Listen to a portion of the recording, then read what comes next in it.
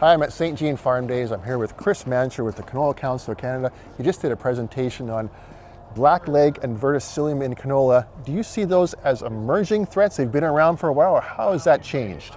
Yeah, blackleg has been a current threat for us for quite a few decades now. Right. However, Verticillium stripe, I would say, has been an emerging threat, and now we're getting to the point where it's becoming quite established in Manitoba, especially when we're taking a look at our provincial disease surveys this year. So Chris, remind us again, what does verticillium actually do to a canola plant? So Verticillium, it's a soil-borne pathogen, and so really what happens at the beginning is that these spores inside the soil are going to infect through the roots.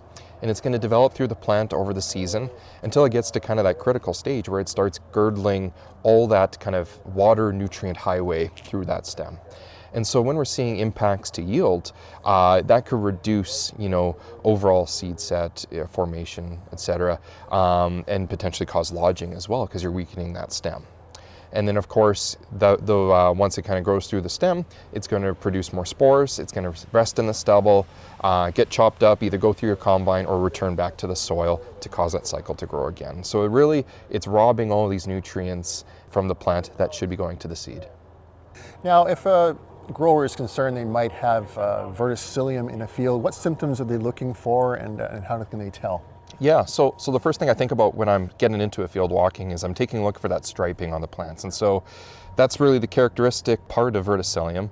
And you'll see kind of either on some plants, you'll have the brown kind of striping on one side, or they may be completely brown, or also kind of mottled throughout. Some may be healthy or not. Once I get closer into those plants, I'm going to be pulling plants up and taking a snip with some shears at the crown where the root meets the shoot. And if I'm looking onto that cross section, I'm going to see there may be some discoloration.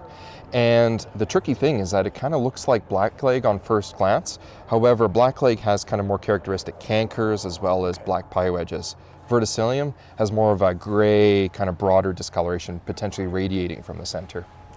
You talked about some of the stressors that can make the incidence of verticillium more likely. What are some of those?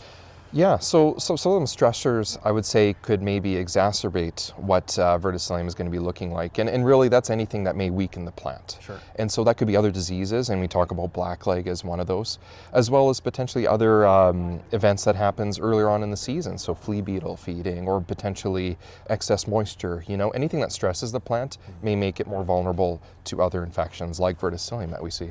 Okay. Now, when it comes to crop rotation or seeding rates, is that something that can actually help in terms of avoiding verticillium? So I'm not sure about avoiding verticillium, but we can kind of minimize the impact verticillium has by reducing the inoculum in those fields. And that's where rotation really comes into hand. It's a really good practice when we're talking about managing other diseases like sclerotinia, clubroot, even blackleg. And so following at least a 2-year gap is going to be really beneficial for that. We still are looking at research to see, how much of an impact that may have. But again, talking about plant stand, right now we don't have a lot of solid information on the prairies yet in terms of, is seeding at a low rate versus a high rate going to impact what your yield loss may be to verticillium. But what we do see is that potentially lodging may be reduced if you have thicker stems, which may mean a lower seeding rate. Right. That's terrific, Chris. Thanks for your time. Is there anything you'd like to add that I didn't ask you about today when it comes to this?